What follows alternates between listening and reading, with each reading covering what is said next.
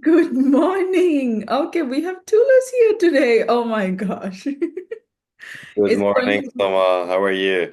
good. Is Tulis going to join us for Yes, this we call? have a special guest today. Oh, sorry, I can't stop laughing. Look at his face. It's so cute. Well, he's been into my Kanban course. Oh, so So when he I knows. was doing it, yeah, he always joined and sat next to me. So now he's joining our podcast. I love it. Yeah, looks like he knows a lot about Yeah. Kanban. Oh, by the way, happy Easter, Soma. Did you get any Happy chocolate Easter. yesterday? Yeah, how was your break?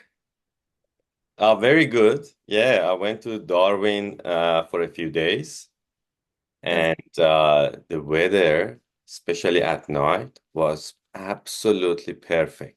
Oh, love it. Yeah, Wow. it was the perfect temperature that you don't need any more clothes or you don't need to take off anything. The current situation is perfect. Oh, wow. That sounds really fun. Yeah, So happy you had a good time. but I'm back to Melbourne yesterday, and here is also not too bad. It's actually sunny and good. Yeah. That's good. That's good.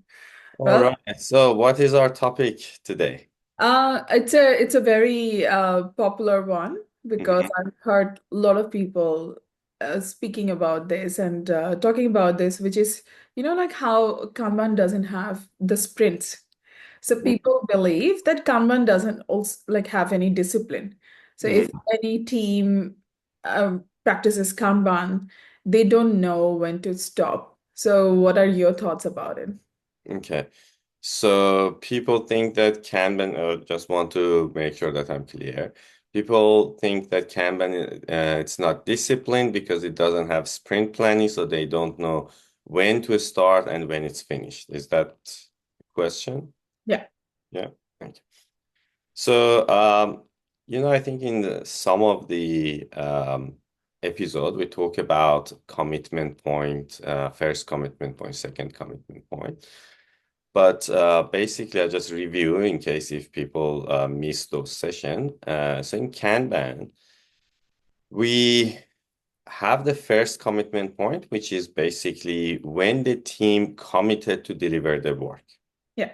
And second commitment point is when the work is finished in the team and now it can go to, all right, so Toulouse is Living. interested in, I think, commitment points. Second commitment point is when the work is finished within this team, and then the work will go to next team or release it to the customer or whatever, right? Which is the job for this team is finished. Hmm. So, which is similar to the sprint in Scrum. So, sprint planning is in Scrum is the first commitment point, and end of sprint is the second commitment point, which the work is finished. Hmm. But what happens in Scrum is that if it happens on the same Day. interval normally, Hmm. and during the sprint planning, they commit to deliver a batch of work by Hmm. the end of the sprint.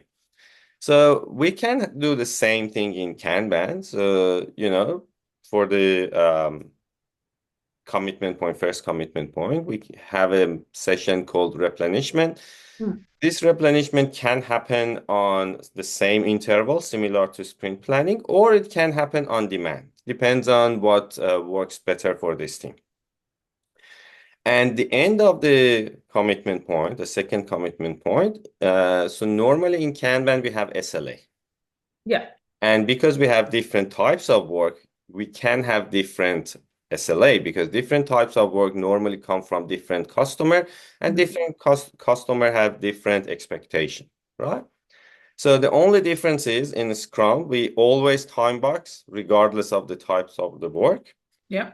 In Kanban, we have the SLA, so we don't time box it, but we still track how long it's gonna take Hmm. to make sure that it's finished within our SLA. And if we realize that something might pass the SLA, then we go and talk to the customer as soon as possible. Again, similar approach.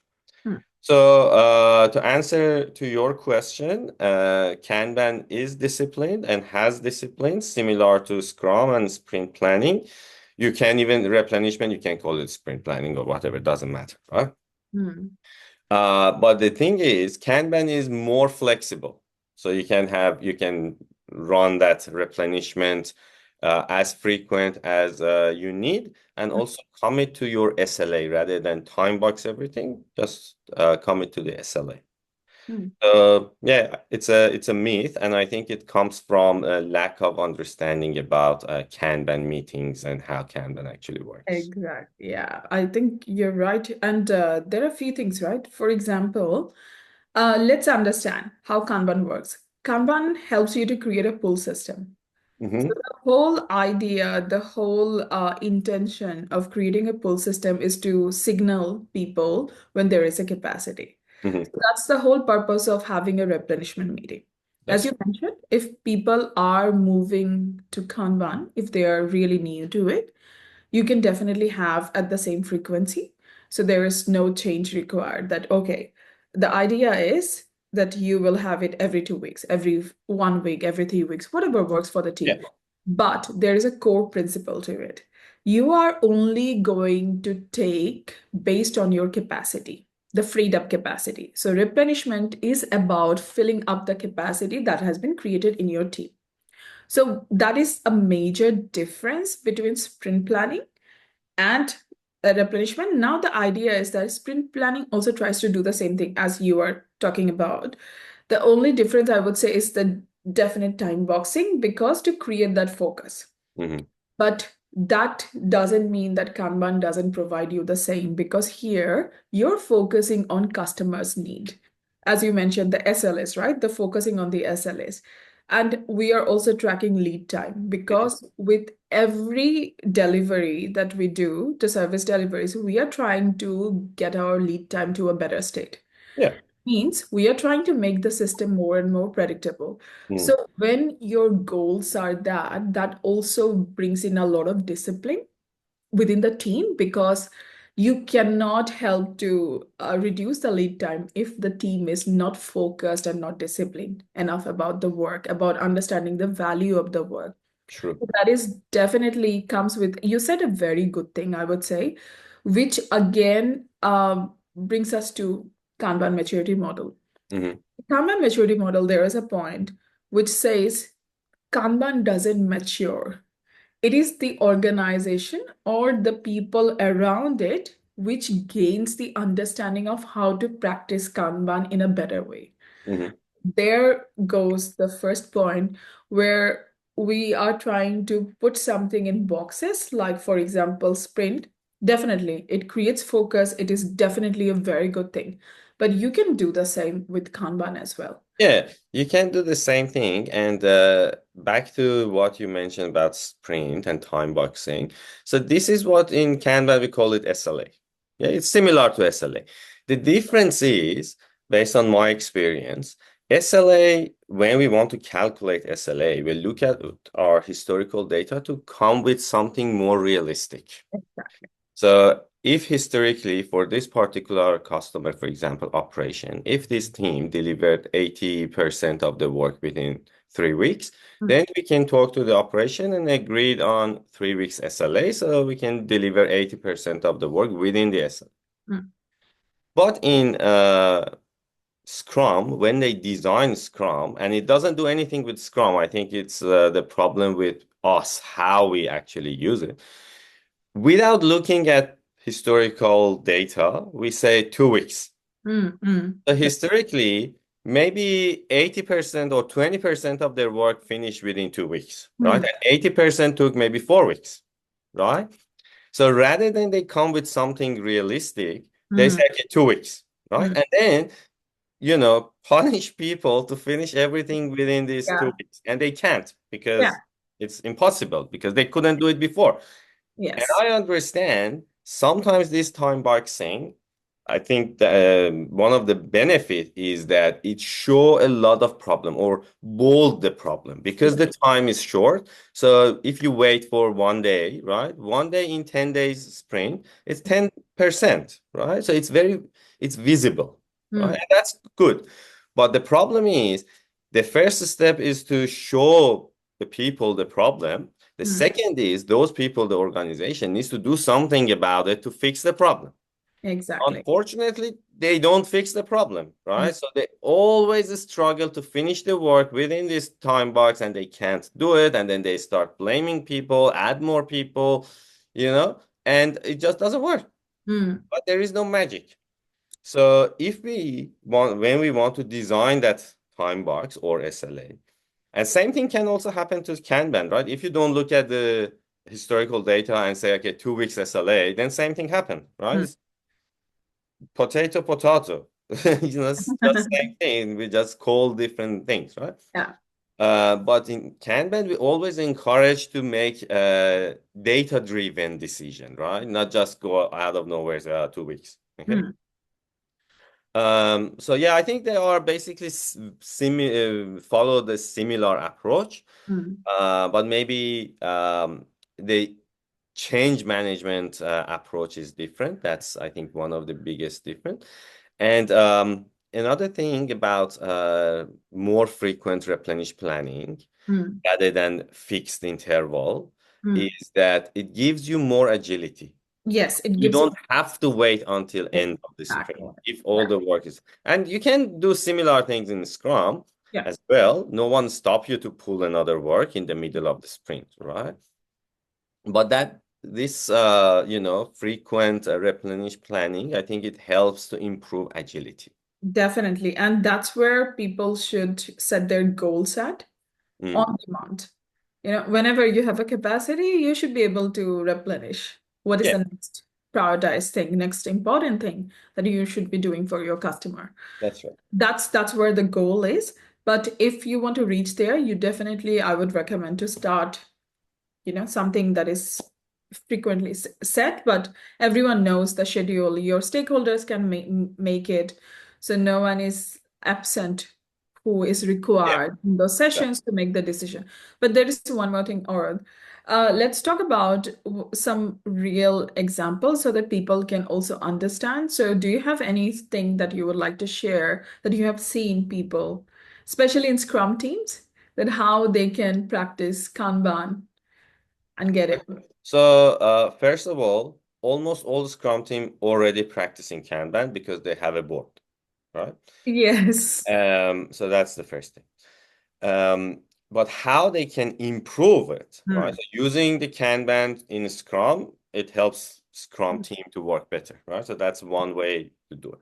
But they can do gradually, they can improve it. Hmm.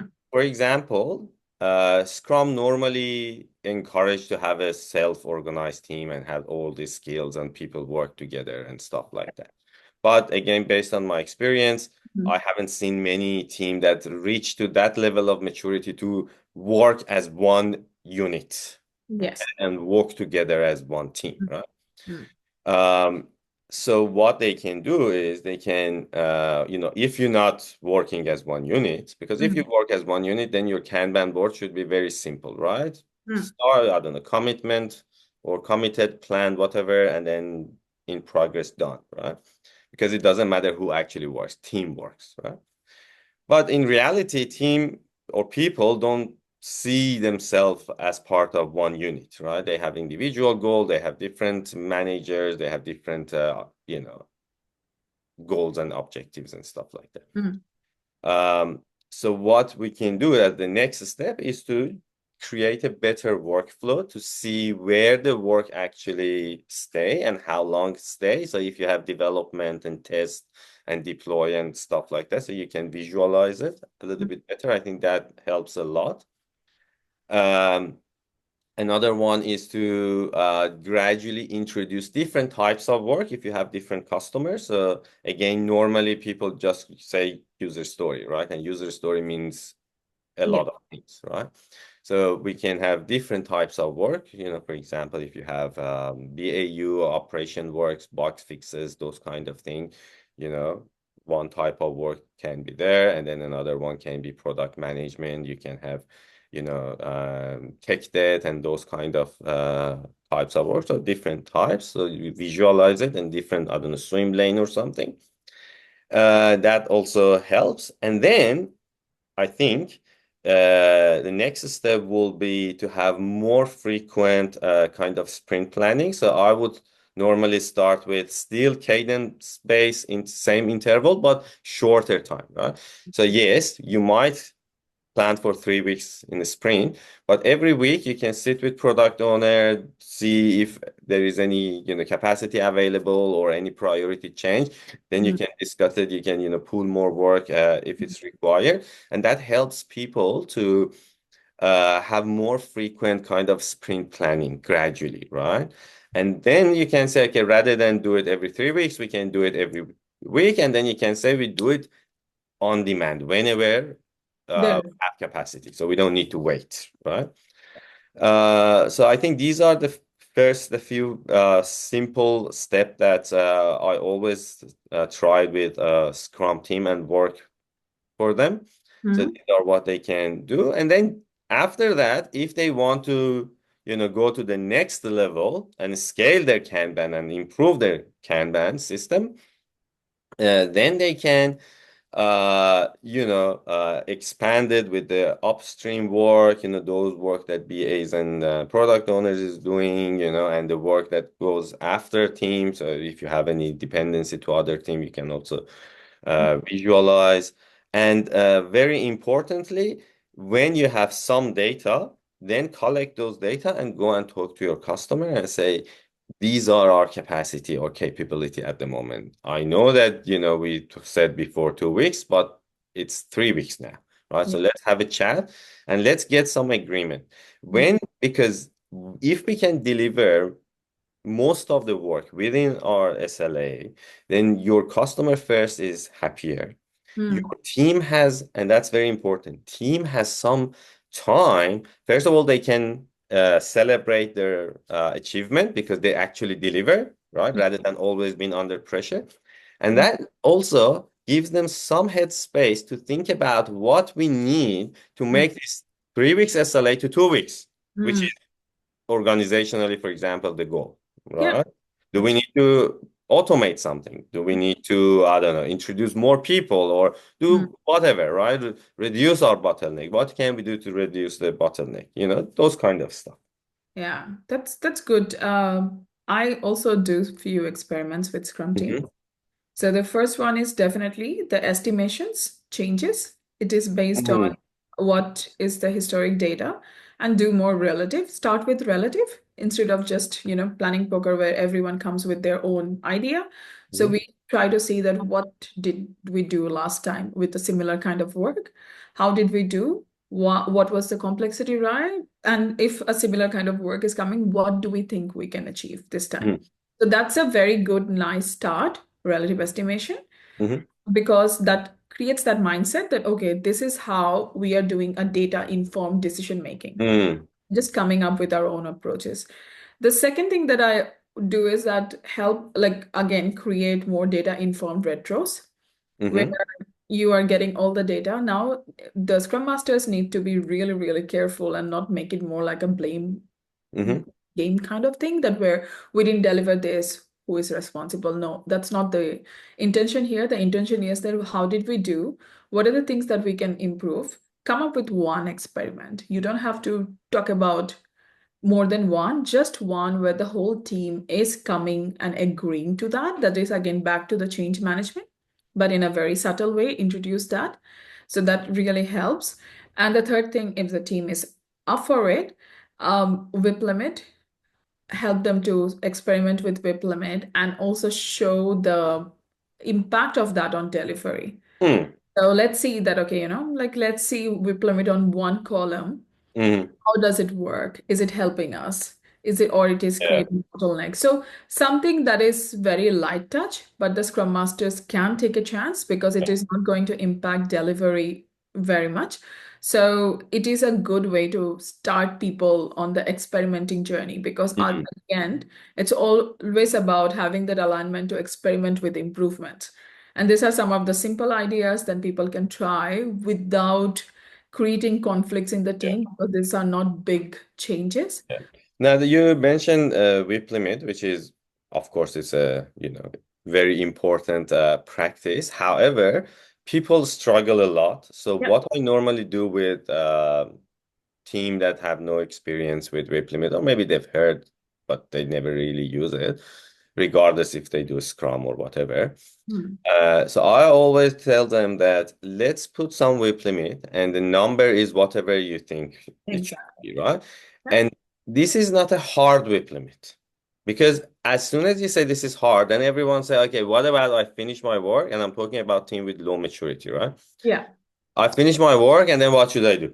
And Hmm. their managers come and say, oh, this person is idle, Yeah. right? So let's push something, right? Let's keep them busy.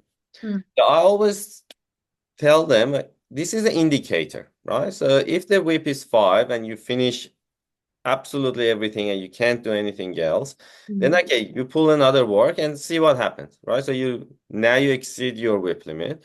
Yeah. Gradually, people realize that. So we initially said 5, and now we have 15 here, right? So, and I keep telling them, okay, so we expect very soon this 15 go to the next stage. So next people, be aware because you will be a bottleneck very soon, right? Or you will be overloaded or whatever. So let's at Hmm. least be aware. And then gradually they realize that, okay, the work I finish, it will go and stuck there. So they can see, right? And then they understand the value of whip limit and why they need to do it. But as we always said, just at least this is my approach. I give some flexibility to people to Definitely. It's experiment. based on the context, right? Yeah. So some team you do that, some team they are actually more than happy to experiment. Mm. You let them experiment because when we are talking about experimentation, nothing is hard word, right? Yeah. We can change, we will review, we can change it anytime we want that it is not working for us. So the team already has flexibility, and that's why I love to use the word experiment or test and learn. Mm. Something that can help the team to understand that this is not permanent. Yeah. You can see, and it's also always about getting that alignment and agreement from the team that That's they right. want to try. It Yeah. is not me telling them. I can only show They try it. that. No, Yeah, that's correct. And also when they start, experimenting and they saw the problem, then we can say, okay, this whip limit, for example, or any discipline, and any yeah. policy that we introduce, Mhm. it's a constructive, limitation kind of. Yes, constraints. So Yeah. yes, constraint. Yeah, that. Thanks. So those constraints initially might put you in a difficult situation. So I'm not comfortable. I used to be Yeah. free to do whatever, but Yeah. now, my hands tight a little bit, Mhm. right? Mhm. But gradually it helps them to deliver more works and better Definitely. works, right? Yeah. So these are the conversation I think we can gradually have with the people. Yes. And also recommending all the Scrum Masters to do this or try at least experiment with few of the Yeah, ideas. we encourage them to Yeah. experiment. Yeah, Yeah. That would be a good thing. absolutely. Well, I All think we right. did Uh, good with our yeah, topic today. I think we covered this myth. So Kanban is not disciplined because it doesn't have sprint planning. I think we talk about replenishment or Yeah. whatever you want to call it that we have in Kanban. We talk about commitment points, which is similar to sprint planning. We talk about SLA and how to look at the historical data and make a data-driven decision for SLA rather than just say 2 weeks, which helps people to have some space to think about how they improve and also improve the relation with the customer. We also talk a little bit about how we can gradually introduce Kanban practices to help Scrum team to work better. And you mentioned about a WIP limit, Soma. Is there anything else you want to add? No, I think yes, our personal experiences, which could be useful to some of our audience. Mm-hmm. Also, relative estimation. Mm-hmm. Start with relative estimation if you want to move to more data-informed estimation techniques, which is looking at the historic lead times. So Yeah. definitely start with something that's easy on the team and Yeah, now estimation, it's a very complex topic, so maybe we need to specifically talk about estimation in a separate episode. oh, sure. But today that was our experience for Yeah. you. And again. as we mentioned, this is definitely a myth. So Kanban also have enough discipline, which can help people to deliver value. Absolutely. Thank All right. you. Thanks, Soma, and thanks everyone for watching and listening to us. And we come back next week. Thanks. Thanks, everyone. Thanks, Oro.